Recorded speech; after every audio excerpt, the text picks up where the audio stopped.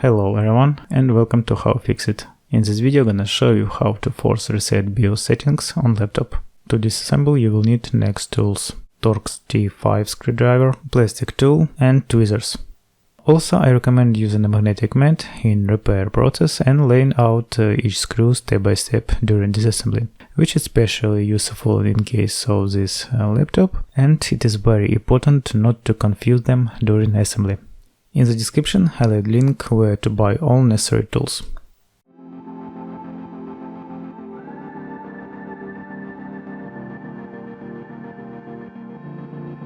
Turn the laptop over and remove all screws on the bottom cover.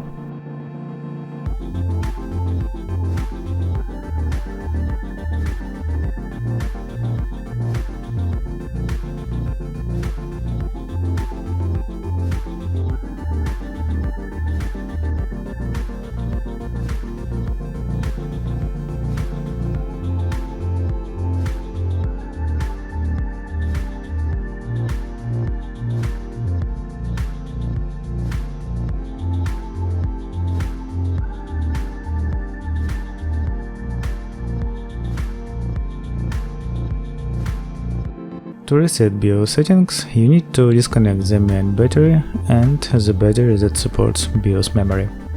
Disconnect the BIOS battery for a couple of minutes. This will help reset the BIOS to factory settings. If the laptop cannot save BIOS settings, then you need to replace the battery with a new one. Disconnecting the BIOS battery also can help if a laptop freezes when turned on during the initialization phase of device. But you should not expect that this method will reset the BIOS password. To reset the BIOS password, you need a programmer and ability to work with soldering iron. Therefore, this is a separate recovery process and that requires much more experience in repair.